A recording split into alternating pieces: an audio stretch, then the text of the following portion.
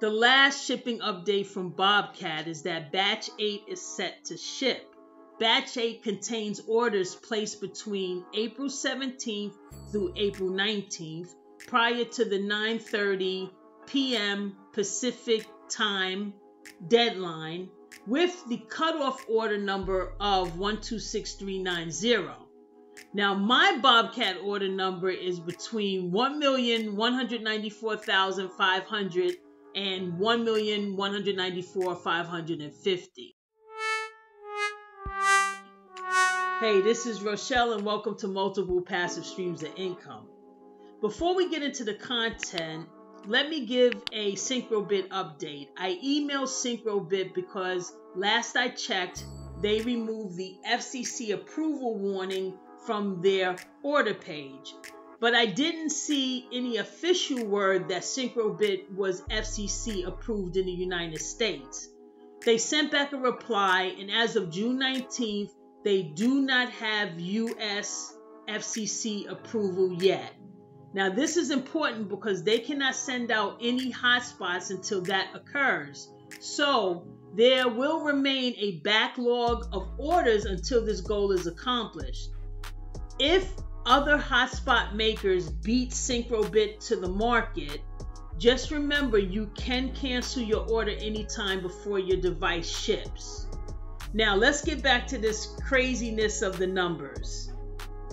If we subtract 126,390, and that's the last order that shipped from Bobcat, and we subtract it from my order number, at least my approximate order number of 1,194,550, that leaves us with 1,068,160.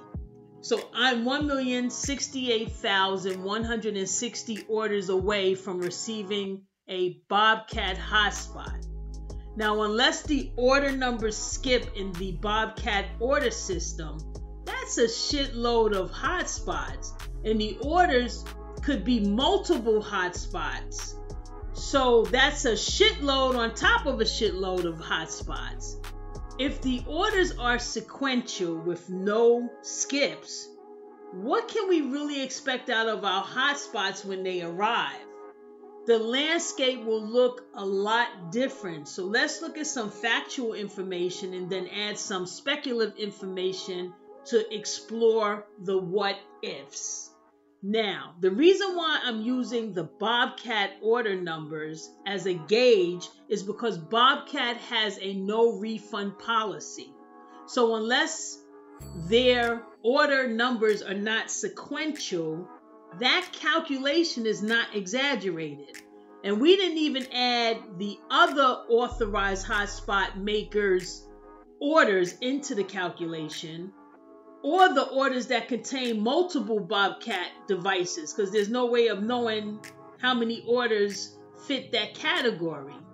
So if 1,068,160 looks bleak, and that number is probably lowballing it, the landscape will look a lot different by the time a lot of us get our hotspots. We all know the halving is going to happen on August 1st. So this means the network will be rewarded 30 million HNT versus 60 million HNT. Now, obviously, all hotspots are not equal, but for fun, let's do some math. Let's take the 30 million HNT and divide it by the 1,194,550 Helium hotspots. And again, that's just a lowball number of hotspots based on my Bobcat order number.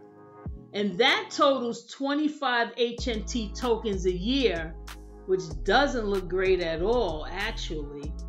But let's look at the possibility of other hotspots also being too close together. So if many hotspots start to encroach on your hex territory, that hypothetical 25 tokens a year even becomes less. Another reality is the consensus groups will be removed by validators. This will lessen the revenue of many hotspots as well. Now, it's not all doom and gloom. There's some X factors that changes the narrative. X factor number one is the HNT price. If the price increases over time and the outlook looks better with each increase, we may have to change our outlook on this opportunity. See, the early adopters were able to see some really nice possible monthly income because once HNT's price 10x'd, their HNT tokens immediately were worth substantial moolah. The supply chain issues and the delay in getting hotspots to the market benefits those early adopters because the market can only very slowly grow, which allows them to lengthen this golden opportunity. Prior to the start of February's price explosion, early adopters were accumulating HNT tokens, but those tokens were not worth much. So it was an investment more than a passive monthly income stream. So we will have to change the expectations of our hotspots until the HNT price becomes significant. In this new landscape, the accumulation of the coin will be the primary focus until the HNT price becomes substantial. X factor number two is there is a 5G component coming soon, which will hopefully allow all hotspots to earn more HNT. But if there is a cap of 30 million per year until August 1st of 2023, that kind of puts a damper on the potential of X factor number two. So my final thoughts are, this opportunity will gain more money than keeping your hotspot purchase money in a savings account. I think we can agree upon that.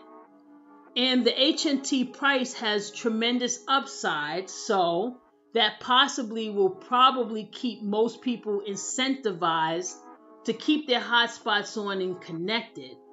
But will the growth slow down because the immediate reward will no longer be there once the network is saturated with hotspots? A bigger question is, can this business model sustain? Will people want to continue to buy hotspots and grow the network if there isn't enough immediate reward to do so?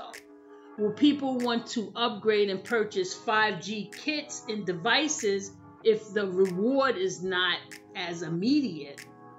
Because the network has to have considerable amount of hotspots, hotspot owners have to receive incentives to keep their hotspots up and running. That fact in itself is very deep. How will the Helium network be able to keep the network growing and the hotspot owners incentivized? I'd love to hear your thoughts. If you are waiting for a hotspot, please check out my Helium mining t-shirts available at mpsoi.com,